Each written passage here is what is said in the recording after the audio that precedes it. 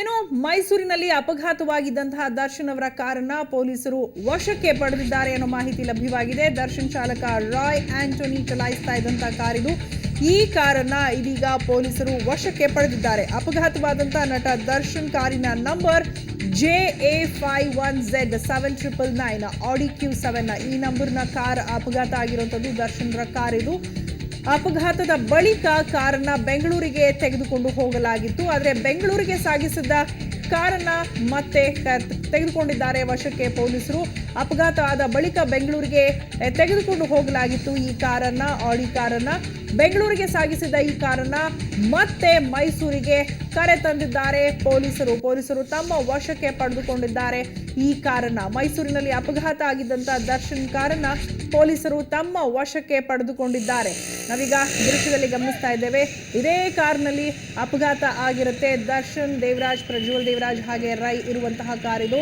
ಈ ಕಾರನ್ನ ಅಪಘಾತ ಆದ ನಂತರ ಬೆಂಗಳೂರಿಗೆ ಕರೆತರಲಾಗಿರುತ್ತೆ. ಆದರೆ ಈಗ ವಾಪಸ್ ಮೈಸೂರಿಗೆ ತೆಗೆದುಕೊಂಡು ಹೋಗ್ತಾ ಇದ್ದಾರೆ ಪೊಲೀಸರು, ತಮ್ಮ ವಶಕ್ಕೆ ಪಡೆದಿದ್ದಾರೆ. ಬೆಂಗಳೂರಿಗೆ ಸಾಗಿಸಿದ್ದ ಈ ಕಾರನ್ನ ಮತ್ತೆ ಮೈಸೂರಿಗೆ ಕರೆ ತಂದಿದ್ದಾರೆ ಪೊಲೀಸರು. ದರ್ಶನ್ ಚಾಲಕ ರಾಯ್ ಚಲಾಯಿಸ್ತಾ ಇದ್ದಂತಹ ಕಾರ್ ಇದು, ಆಡಿ ಕಾರ್. ಈ ಆಡಿ ಕಾರ್ನ ನಂಬರ್ ಆಗಿದೆ JA51Z7999 ಆಡಿ Q7 ಮಾಡೆಲ್ನ ಕಾರ್ ಇದಾಗಿದೆ. ಅಪಘಾತ ಆದಂತ ನಟ ದರ್ಶನ್ ಅವರ ಕಾರ್ ಇದು. ಈ ಕಾರನ್ನ ಇದೀಗ ಮೈಸೂರಿಗೆ ಸಾಗಿಸ್ತಾ ಇದ್ದಾರೆ ಪೊಲೀಸರು, ತಮ್ಮ ವಶಕ್ಕೆ ಪಡೆದುಕೊಂಡಿದ್ದಾರೆ.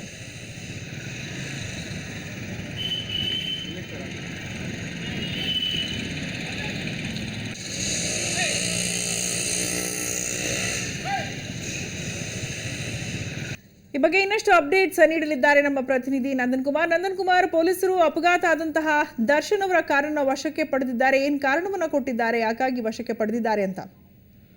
ಹೌದು ಸೌಜನ್ಯ, ಏನು ಅಪಘಾತ ಸಂದರ್ಭದಲ್ಲಿ ಪೊಲೀಸರೇ ಸ್ವತಃ ಕಾರನ್ನ ಬಸವೇಶ್ವರ ನಗರಕ್ಕೆ, ಬೆಂಗಳೂರಿನ ಬಸವೇಶ್ವರ ನಗರಕ್ಕೆ ರವಾನೆ ಮಾಡಿದ್ರು. ಆದ್ರೆ ಮಾಧ್ಯಮದಲ್ಲಿ ವರದಿಗಳು ಯಾವಾಗ ಪ್ರಸಾರ ಆಗ್ತೋ ಆಯ್ನಲ್ಲಿ ತನಿಖೆಯನ್ನು ನಡೆಸೋದಕ್ಕೆ ಈಗ ಕಾರನ್ನ ಮತ್ತೆ ವಾಪಸ್ ಮೈಸೂರಿಗೆ ತರಲಾಗಿರುವಂತದ್ದು.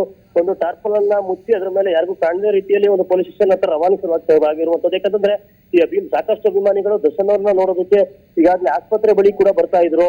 ಅವ್ರಿಗೆ ಏನಾಗಿದೆ ಏನು ಅನ್ನೋ ಆತಂಕವನ್ನ ವ್ಯಕ್ತಪಡಿಸ್ತಾ ಇದ್ರು. ಒಂದು ವೇಳೆ ದರ್ಶನ್ ಅವರ ಕಾರು ಇಂಥ ಜಾಗದಲ್ಲಿ ಇದೆ ಅನ್ನೋದೇನೋ ಗೊತ್ತಾದ್ರೆ ಅಲ್ಲಿಗೂ ಕೂಡ ಅಭಿಮಾನಿಗಳು ಅಂತ ಹೋಗುವಂತ ಚಾನ್ಸಸ್ ಇರೋದ್ರಿಂದ ಅದನ್ನ ಯಾರಿಗೂ ಕಾಣದ ರೀತಿಯಲ್ಲಿ ಅದನ್ನ ಈಗ ಪೊಲೀಸ್ ಸ್ಟೇಷನ್ಗೆ ತರಲಾಗಿರುವಂತದ್ದು.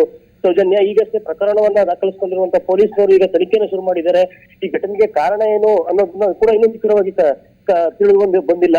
ಸ್ಥಳಕ್ಕೆ ಹೋದಂತ ಪೊಲೀಸರು ಈಗಾಗಲೇ ಮಾಜರನ್ನ ಮಾಡ್ಕೊಂಡಿದ್ದಾರೆ.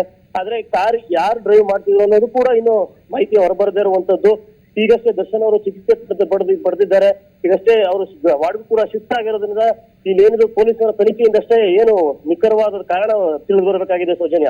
ಇನ್ನು ನಂದನ್ ಕುಮಾರ್, ಅಪಘಾತ ಆದ ನಂತರ ಪೊಲೀಸರೇ ಆ ಕಾರನ್ನ ಬೆಂಗಳೂರಿಗೆ ಸಾಗಿಸಿರ್ತಾರೆ. ತಕ್ಷಣವೇ ಅಜ್ಞಾತ ಸ್ಥಳದಲ್ಲಿ ಇದ್ದಂತ ಕಾರಣ ಈಗ ಮತ್ತೆ ವಾಪಸ್ ಮೈಸೂರಿಗೆ ಯಾಕೆ ಕರೆತರ್ತಿದ್ದಾರೆ ಅಂತ ಆ ಬಗ್ಗೆ ಏನಾದ್ರು ಮಾಹಿತಿ ಲಭ್ಯವಾಗಿದೆಯಾ?